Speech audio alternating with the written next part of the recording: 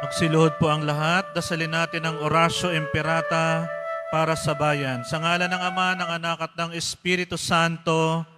Amen. Amang makapangyarihan, inakay mo ang iyong bayan galing sa Ehipto mula sa pagkaalipin tungo sa kalayaan. Sa pamamagitan ng iyong anak na si Jesus, inakay mo kami mula sa kamatayan tungo sa buhay sa kanyang misteryo paskwal at kaloob na Espiritu Santo. Nagpapakumbaba kaming lumalapit sa iyo, nagtitiwala sa iyong pangakong hilumin ang aming bayan. Iunat mong muli ang iyong makapangyarihang kamay at akayin kami sa panahong ito ng krisis, alitan at pagkalito.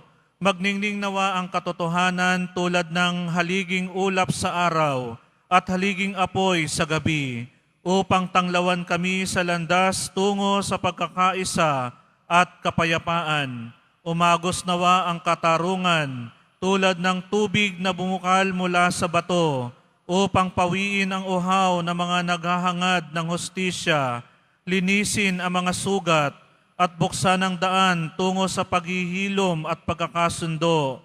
Pinakain mo sila ng mana sa ilang. Busugin mo ang aming pagkagutom sa katarungan, upang hindi na kami magnasa ng kapangyarihan, kayamanan at pangsariling pakinabang. Palambutin mo ang pusong matitigas tulad ng sa paraon at buksan ang mga matang binulag ng kasakiman upang manaig ang tunay na pagmamahal sa bayan. Higit sa anumang alyansang pampolitika o pansariling interes, turuan mo kaming makita ang isa't isa, hindi bilang kakampi o kaaway, kundi bilang magkakapatid sa iyo. Nawa ang taon ng hubileo ay magtulak sa amin upang maglakbay bilang isang bayan. Ito nawa ang aming maging Paskwa, ang aming pagtawid mula sa kasinungalingan tungo sa katotohanan, mula sa karuwagan tungo sa katapangan, mula sa kawalan ng katarungan tungo sa katuwiran, mula sa pagkakawatak-watak tungo sa pagkakaisa, mula sa panghihina ng loob tungo sa pag-asa, mula sa pagiging makasarili tungo sa tunay na pag-ibig. Sa panahong ito ng pananariwa, matuklasan nawa naming muli ang aming kadakilaan bilang isang bansa at ang aming dangal bilang isang bayang iniibig mo ng lubos. Hinihiling namin ito sa pangalan ni Jesus, ang aming korderong inialay, na gumagabay sa amin sa pamamagitan ng krus, mula sa kamatayan tungo sa bagong buhay. Amen. Mahal na Birhen ng Kapayapaan, panalangin mo kami. San Miguel Arcangel, panalangin mo kami.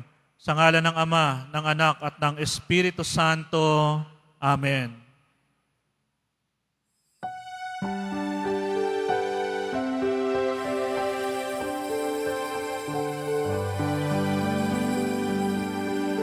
Kaawaan mo ako, O Diyos, ayon sa iyong kabutihan, ayon sa laki ng iyong habag, amin ang aking kasamaan.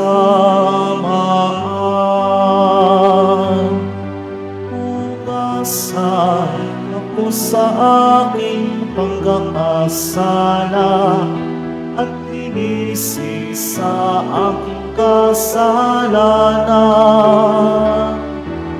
Kaawaan mo ako, O Diyos, ayon sa iyong kabutihan,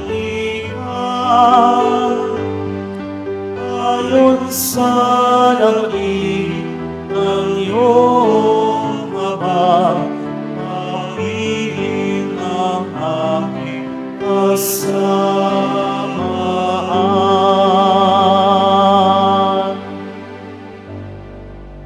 Sa ngalan ng Ama at ng Anak at ng Espiritu Santo, Amen.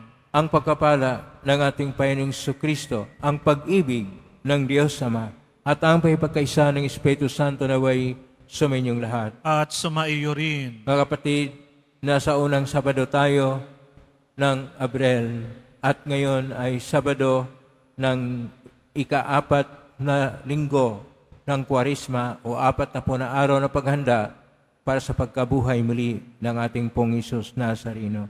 Isama po natin sa misa natin ngayon ang mga intensyon para sa araw ngayon. Ang inyong mga intensyon kay nasa loob at sa labas ng Basilica Minor at Pambansang Dambana ni Hesus Nazareno. Ang mga intensyon man nakiisa sa atin sa pangitan ng live streaming through Facebook Live, YouTube, X, Instagram, TikTok at iba pang social media dito sa ating bansa at iba't ibang dako ng mundo. Idagdag din natin ang ating intensyon para sa kapayapaan sa buong mundo, lalo tigit na sa Israel at Ukraine. Mga minamahal ko mga kapatid, ang isang propeta ay sinubok sa kanyang pananalig at sa ating Ebanghelyo ni San Juan, ang ating Panginoon ay sinubok din sa pamagitan ng hindi pagtanggap at pagtuligsa sa kanyang mga turo at sa kanyang mga ginagawa. Nangangailangan nga ang mga tao na magkaroon ng pananalig at sa mga sandali na tayo rin ay nagkukulang sa ating pananalig sa Panginoon at tayo ay dahil sa ating karupukan at kahinaan ay nagkasala. Dumulog po tayo sa mga Panginoong nagpapatawad ng lubos. Sinugong tagapagpagaling sa mga nagsisisi, Panginoon, kaawaan mo kami. Panginoon, kaawaan mo kami. Dumating na tagapag-anyayang mga makasalanan ay magsisi, Kristo, kaawaan mo kami. Kristo, kaawaan mo kami. Nakaluklok ka sa kanan ng Diyos Ama para ipamagitan kami, Panginoon, kaawaan mo kami. Panginoon, kaawaan mo kami. Kaawaan tayo na makapangyarihang Diyos, patawarin tayo sa ating mga kasalanan, at patnubayin tayo sa buhay na walang hanggan. Amen. Manalangin tayo. Ama naming makapangyarihan, itaguyod mo ang aming kalooban, pakundangan sa iyong pagmamahal, sapagkat hindi ka namin mabibigyang kasiyahan kapag kami ay hindi mo pinakatigan. Sa pangitan ni Jesucristo kasama ng Espiritu Santo, magpa sa walang hanggan. Amen. Magsiyo po ang lahat.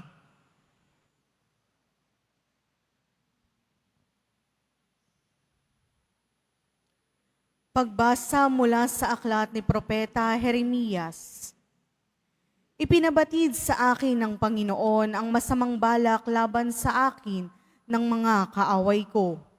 Ako'y parang maamong tupang dinadala sa patayan at hindi ko nalalamang may masamang balak pala sila sa akin. Wika nila, putulin natin ang puno habang malusog. Patayin natin siya nang wala nang makaalala pa sa kanya. At dumalangin si Jeremias, Panginoon, ikaw ay hukom na makatarungan.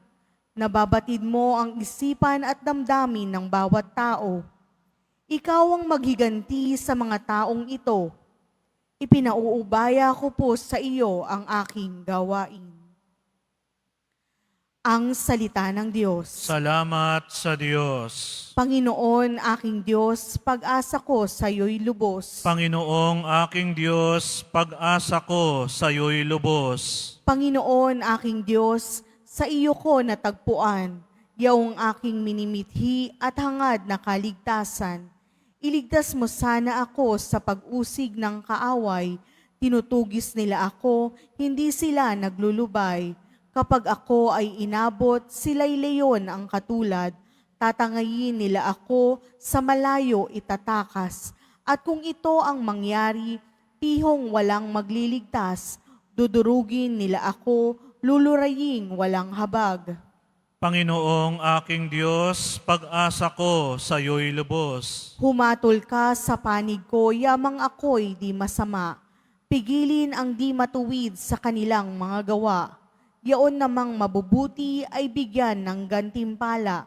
Yamang ikaw, Panginoon, ay ang Diyos na dakila at sa iyo ay dilingid ang laman ng puso't diwa. Panginoong aking Diyos, pag-asa ko sa iyo'y lubos. Ikaw rin po, Panginoon, ang sa aking nag-iingat. Ang lahat ng masunurin sa iyo ay naliligtas. Ikaw ang Diyos na matuwid, isang hukom na matapat, laging handang magparusa sa sinumang gaway linsad. Panginoong aking Diyos, pag-asa ko sa iyo'y lubos. Magsitayo po ang lahat.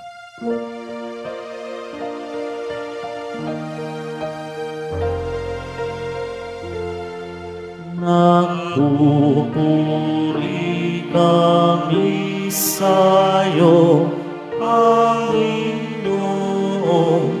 Jesucristo. Nagpupuri kami sa'yo, Panginoong Jesucristo. Mapalad ang nag-iingat sa kanyang pusong matapat ng salitang nagbubuhat sa buong Diyos ng liwanag, sa tiyagay aading ganap. Nagpupuri kami sa'yo, Panginoong Jesucristo.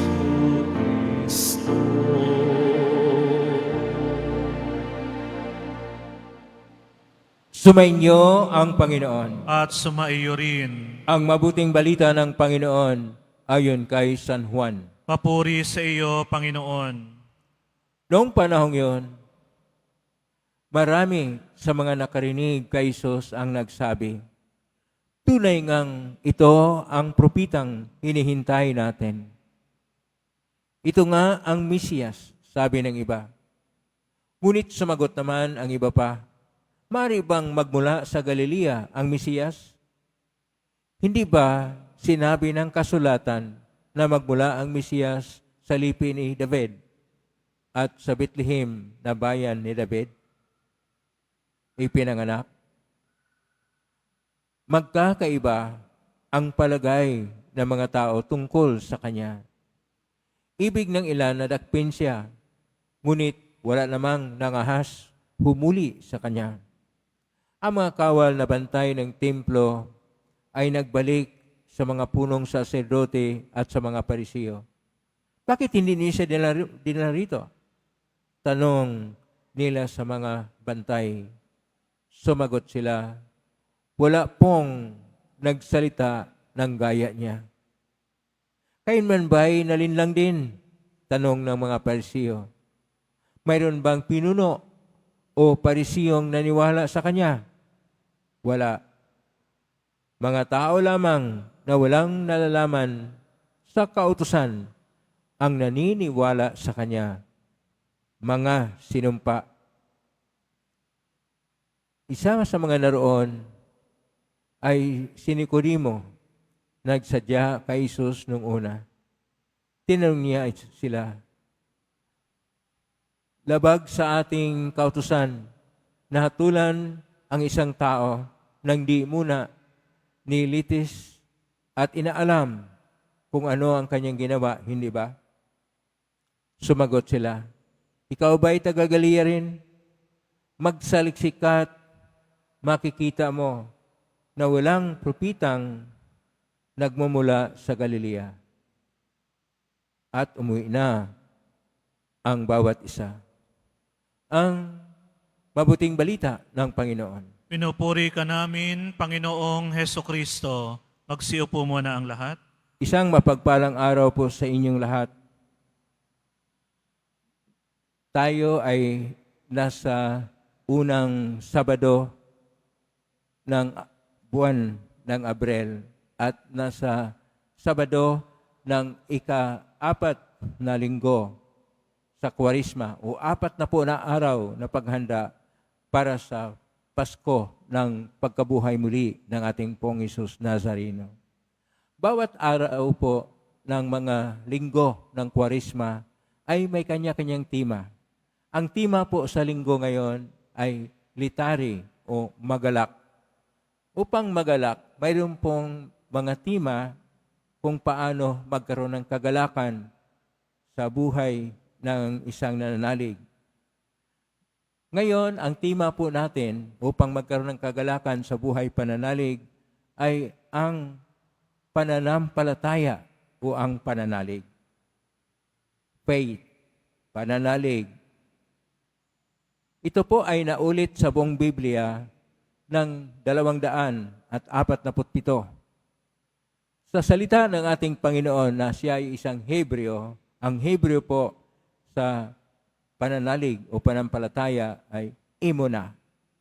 Imuna, ang root word po dito ay eme. Ibig sabihin, ang yan ay totoo. Kaya tayo na pag tumanggap sa komunyon ng katawan ni Kristo, sabihin, katawan ni Kristo, nasabi po natin, Amen. Ang Amen, ibig sabihin po, yan, totoo. At yon ay root word ng emuna, na ang emuna ay isang pagpapatuo sa ating pananalig o sa ating panampalataya. Sa salitang Koinoko na Griego, sapagkat ang New Testament, original, ay nakasulat po sa Koinoko na Griego, ang emuna sa Old Testament, sa New Testament ay pisti. At nasali naman ang Old Testament at New Testament ni San Jeronimo sa Latin, kaya naging pedes o faith o sa ating salita, pananampalataya.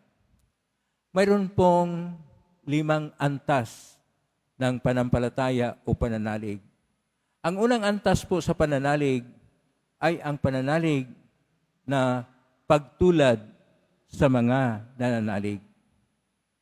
Gaya halimbawa ng isang bata, tinutularan ang ginagawa tungkol sa pananalig o pananampalataya ang kanilang mga tatay at nanay at kanilang mga kapatid.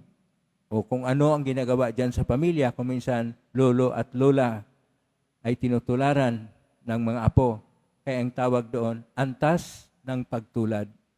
Ang antas ng pagtulad ay yaon pong ginagawa ng mga tao na nakinig ngayon sa Ebanghelyo ng ating Panginoon, sa Ebanghelyo ni San Juan, Kapitulo 7, versikulo 40 hanggang 58, at tinutularan lang ating Panginoon, kaya sila'y namangha at sila ay nagpapahayag na siya nga ay propeta.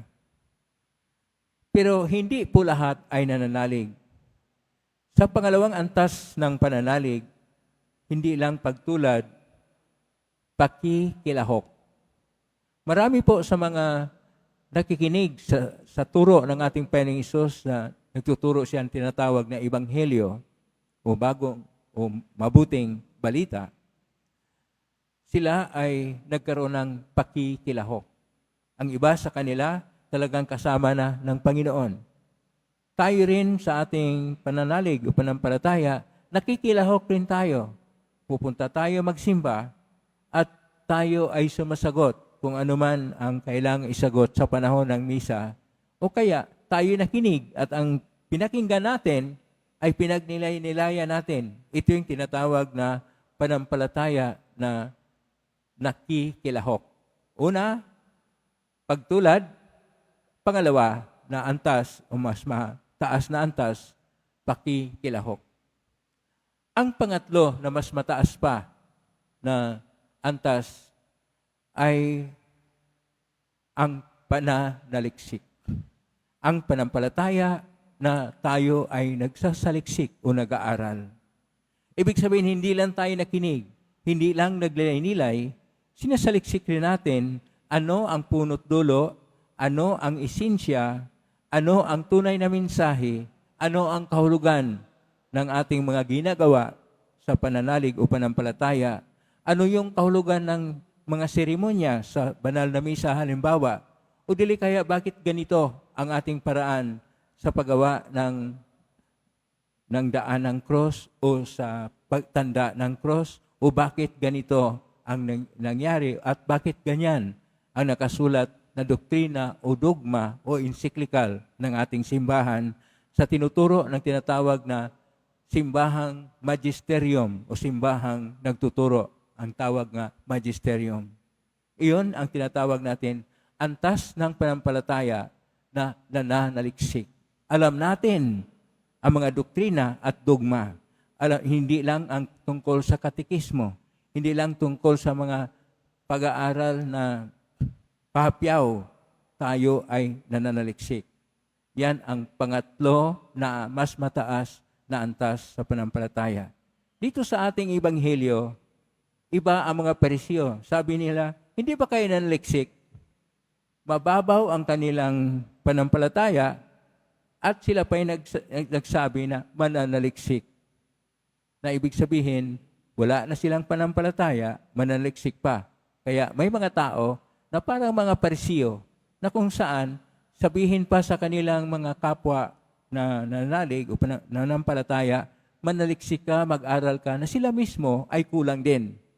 Yon ang tinatawag na Pharisaic, kaparihas na mga Pariseo. Pang-apat na antas na mas mataas pa, yung panampalatayang pinapatibay. Pinapatibay, yung tinatawag nating solidifying faith, na kung saan ang ating panampalataya ay napapatibay. Paano po natin mapapatibay?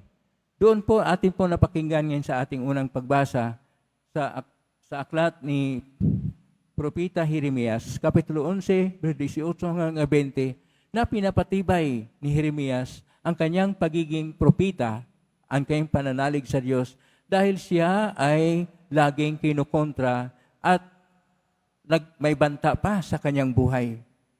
Buti na lang tinulungan siya ng Panginoon at yung kanyang ginagawa na pagtiwala sa Panginoon. Kaya atin pong napakinggan sa ating unang pagbasa na ipinaubaya ko na po sa iyo ang aking gawain. I-entrust natin sa Panginoon ang lahat. Ipasa Diyos natin ang lahat. Ito yung antas na pang-apat. Ito ang tinatawag na pinapagtibay natin ang pananalig. Mas mataas po yan na antas. Na ang Diyos na ang siyang gagawa ng lahat. Ipasa Diyos na ang lahat. Ipaubaya na sa atin. Ipaubaya na po natin sa Diyos ang lahat. Ito yung mas mataas na antas. Pero pang-apat lang po yan na antas. Yun yung antas ng mga propita. Mayroon pang pinakamataas. Yun yung tinatawag na panampalatayang ganap na. Ito yung panampalataya ni Abraham.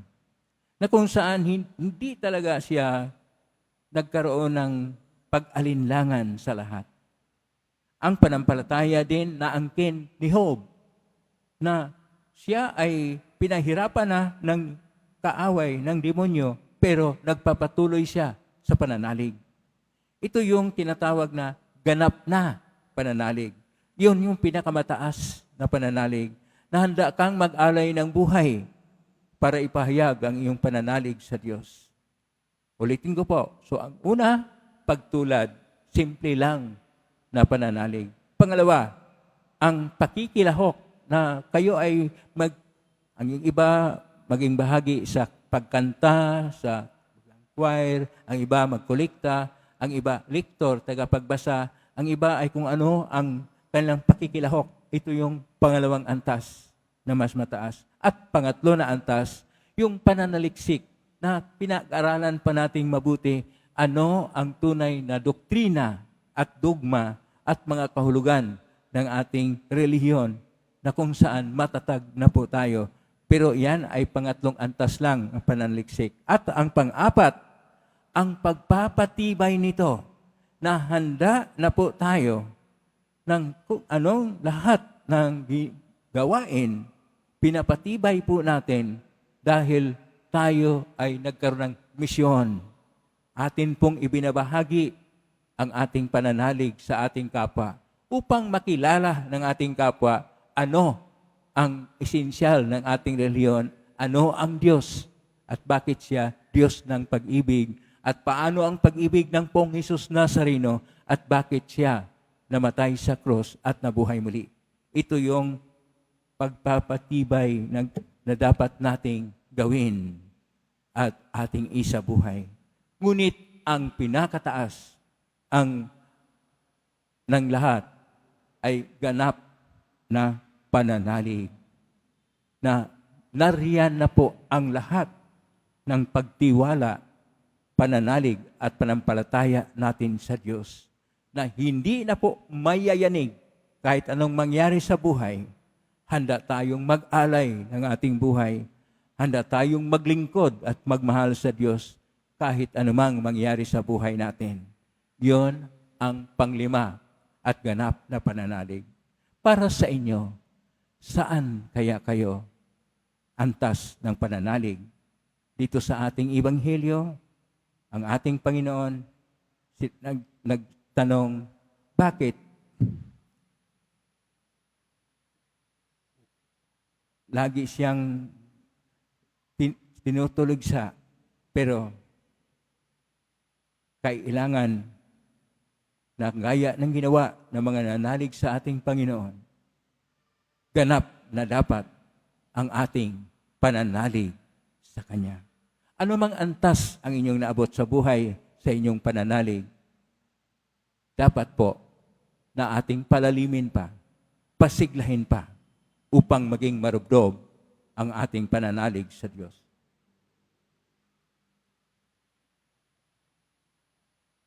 Magsitayo po tayo.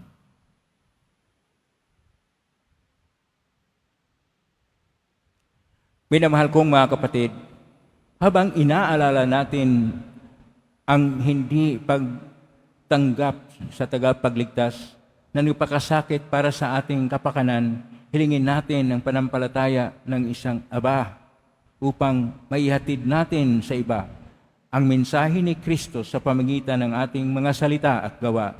Atin pong itutugon, Ikaw ang aming lakas, O Panginoon. Ikaw ang aming lakas, O Panginoon. Ang mga may kapangyarihan naway patnubayan ng espiritu ng pananampalataya, manalangin tayo. Ikaw ang aming lakas, O Panginoon. Ang mga nagpalaganap ng mensahe ng Ebanghelyo sa lahat ng dako, naway pagkalooban ng tapang, manalangin tayo. Ikaw ang aming lakas, O Panginoon. Ang mayayamang bansa, naway maging bukas palad sa pagtulong sa mga mahihirap na bansa, manalangin tayo. Ikaw ang aming lakas, O Panginoon. Ang mga may sakit, mga bilanggo, mga matatanda at mga may kapansanan, naway palakasin ng mga nakapagpapaginhawang salita ng Diyos. Manalangin tayo. Ikaw ang aming lakas, O Panginoon. Ang mga namayapang tapat sa Panginoon, naway magtamasa ng ipinangakong kapayapaang walang hanggan. Manalangin tayo. Ikaw ang aming lakas, O Panginoon. Sa tahimik, idulog natin sa Panginoon ang ating mga sariling kahilingan. Ama ng lahat, isinugo mo ang iyong bugtong na anak upang kami ay higit na ilapit sa iyo. Patnubayan mo kami sa aming misyon. Napalaganapin ang aming panampalataya sa buong mundo. Nang namin ito sa magitan ni Kristo na aming Panginoon. Amen. Magsiyo po ang lahat.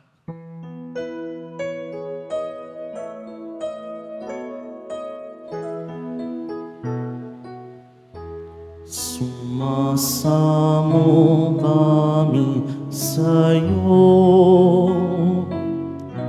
marapat inyaring alay. Panginoon, tanggapin mo itong alak at tinapay. Sa'yo poon aming handog, buong puso't pag-iisip,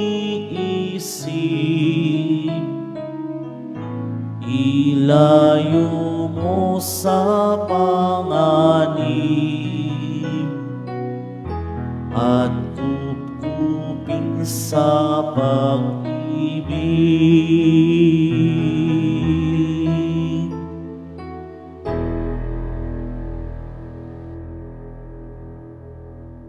Sitayo po tayo. Manalangin kayo kapatid upang paghahain natin ay kalugdan ng Diyos Amang makapangyarihan. Tanggapin nawa ng Panginoon itong paghahain sa iyong mga kamay, sa kapurihan niya at karangalan sa ating kapakinabangan at sa buong sambayanan niyang banal.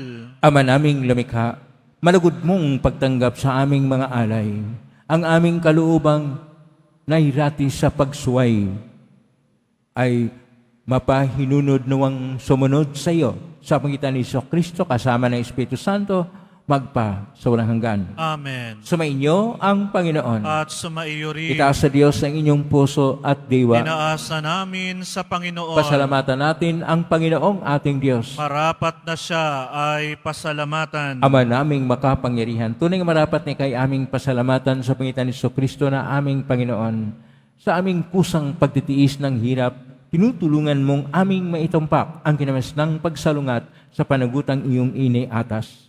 Sa aming pagtulad sa anak mong mahal, na nagpakasakit para sa tanan, ang pagsisikap namin iyong kinalugdan at ang pagpakabuti namin iyong itinararangal.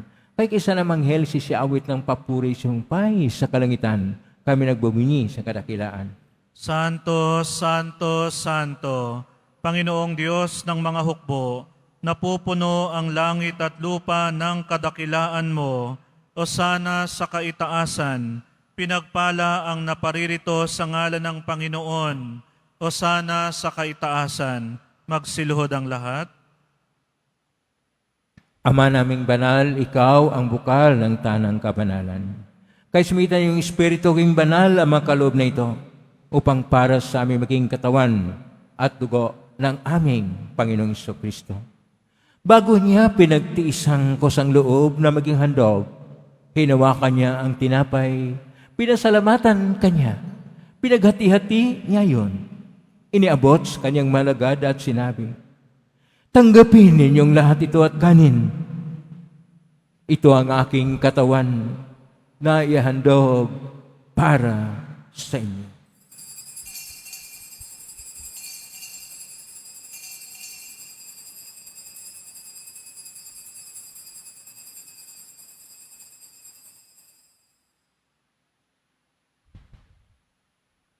Gayon din naman nung matapos ang hapunan, hinawakan niya ang kalis. Muli kanyang pinasalamatan. Inabot niya ang kalis sa kanyang malagad at sinabi, tanggapin ninyong lahat ito at inumin. Ito ang kalis ng aking dugo ng bago at walang hanggang tipan. Ang aking dugo na ibubuhos para sa inyo at para sa lahat sa kapagpapatawad ng mga kasalanan. Gawin niyo ito sa pag-alala sa akin.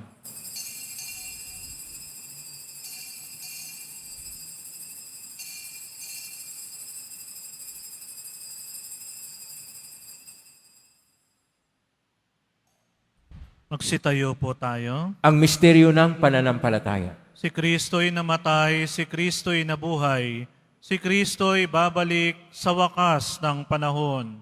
Ama, ginagawa namin ngayon ang pag-alala sa pagkamatay at muling pagkabuhay ng anak. Kaya't inaalay namin sa iyo ang tinapay na nagbibigay buhay at ang kalis na nagkakaloob ng kaligtasan. Kami nagpapasalamat dahil kami narapat na tumayo sa harap mo para maglingkod sa iyo. Isinasamo namin kaming magsasalo-salo sa katawan at dugo ni Kristo ay mabuklod sa pagkakaisa sa pamagitan ng Espiritu Santo. Ama, lingapin mong simbahang laganap sa buong daigdig. Puspusin mo kami sa pag-ibig kaisa ni Francisco na aming Papa at ni Jose na aming Obispo at ng Tanang Kaparian.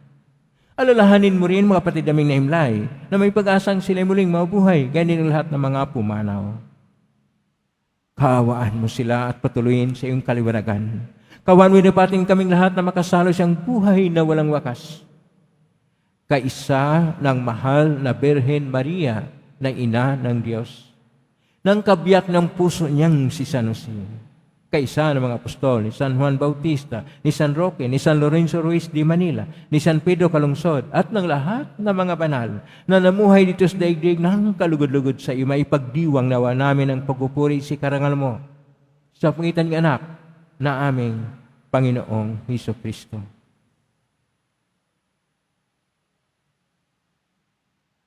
Sa pamamagitan ni Kristo,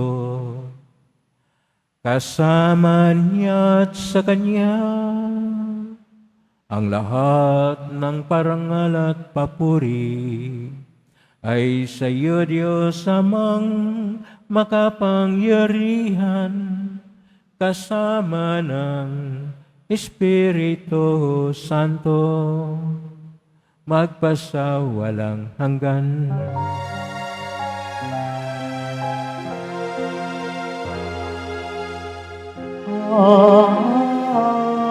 Amen.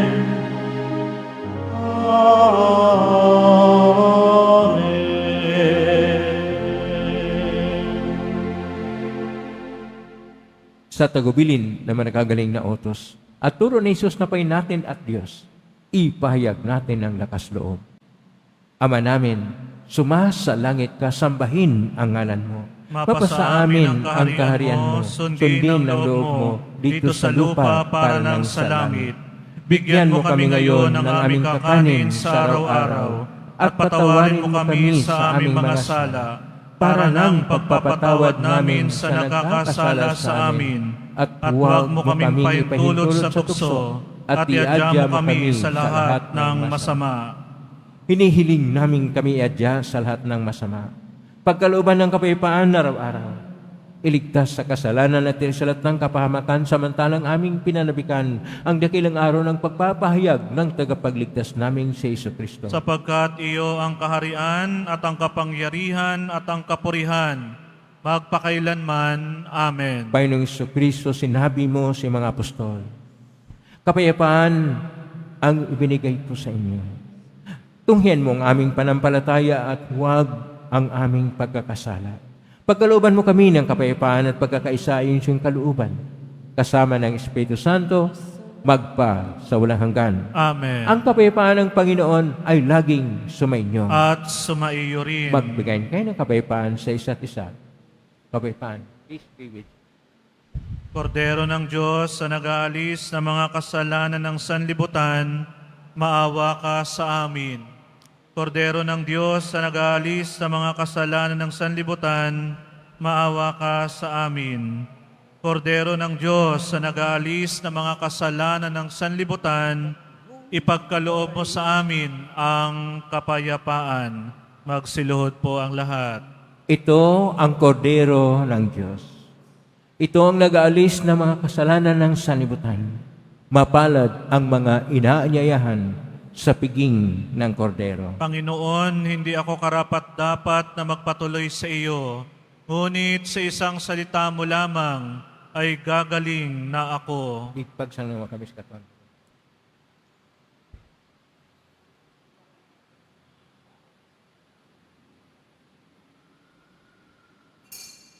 Para sa lahat ng tatanggap ng banal na komunyon, sasagot po tayo ng amen pagkasabi ng pari o ng lay minister ng katawan ni Kristo at isubo agad sa bibig bago umalis sa kaharapan ng pari o lay minister. Sumunod po tayo.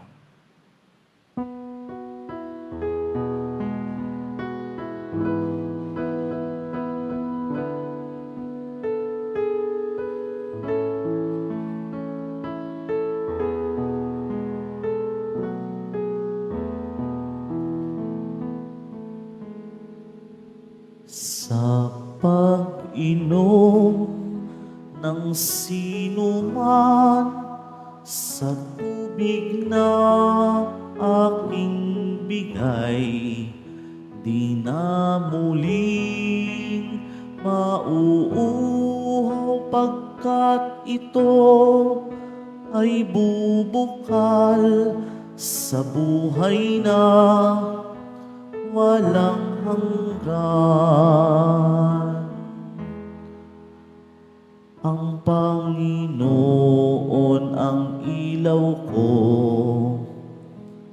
at kaligtasan, sino pa ba ang aking katatakutan? Ang Panginoon ang muo ng aking buhay, sino pa ba ang aking kasisindakan? Sa pag-inom ng sinuman sa tubig na aking bigay, di na muling mauuhaw, pagkat ito ay bubukal sa buhay na walang hanggan. Sa Panginoon ay isang bagay lang ang aking hinihiling, iisa lamang talaga ang aking hangarin,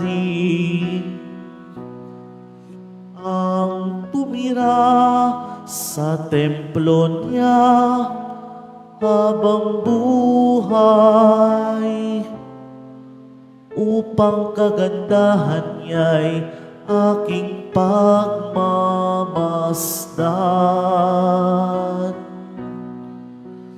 At dooy humingi sa kanya ng patnubay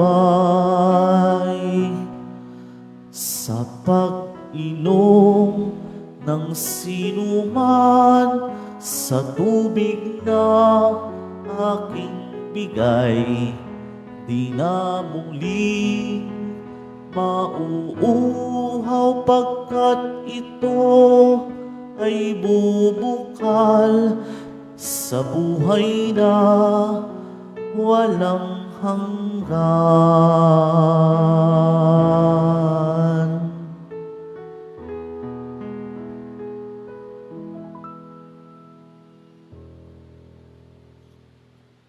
Announcement. Inihahandog po ng programang Home Base Plus ang mga kwento ng himala ng Poong Jesus Nazareno. Ito po ay mga dokumentaryo sa mga buhay na binago ng ating Nuestro Padre Jesus Nazareno.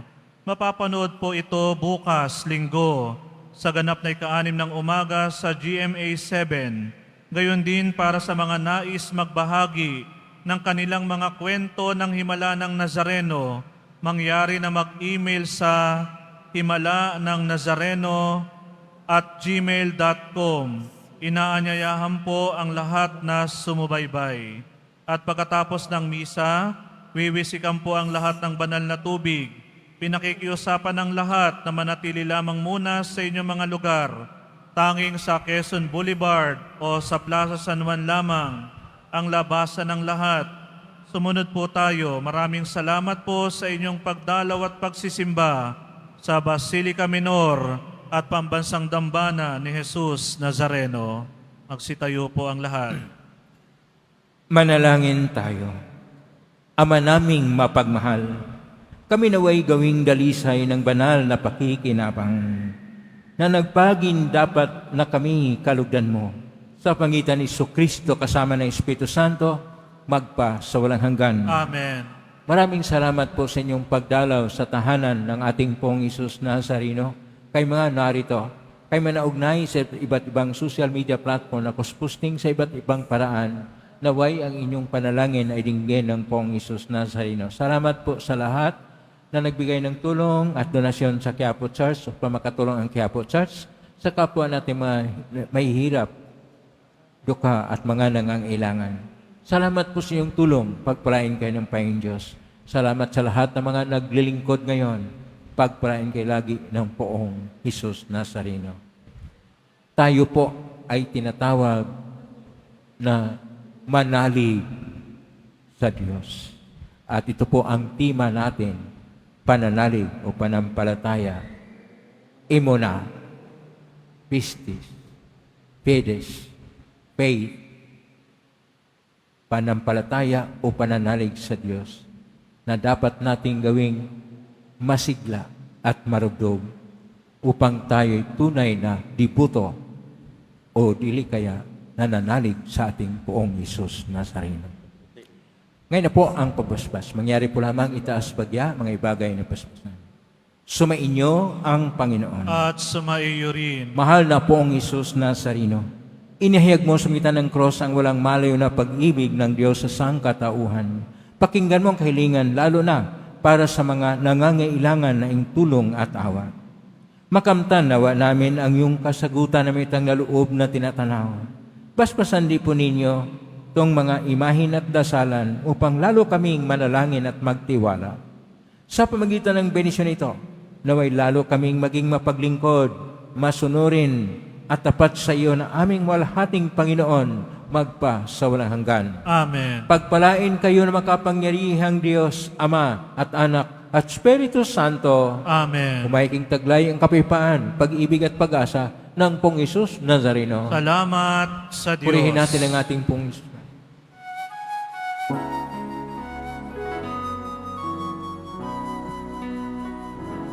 Nuestro Padre Jesus Nazareno, sinasamba ka namin, pinipintuho ka namin, aral mo ang aming buhay at kaligtasan. Nuestro Padre Jesus Nazareno, iligtas mo kami sa kasalanan. Ang krus mong kinamatayan ay sagisag ng aming kaligtasan.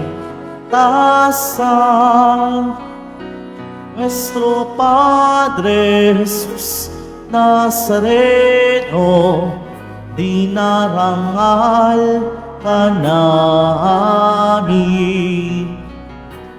Nuestro Padre Jesus Nazareno, nilulwalhati ka namin. Nuestro Padre Jesus Nazareno, dinarangal ka namin. Nuestro Padre Jesus Nazareno, ilulwalhati ka namin.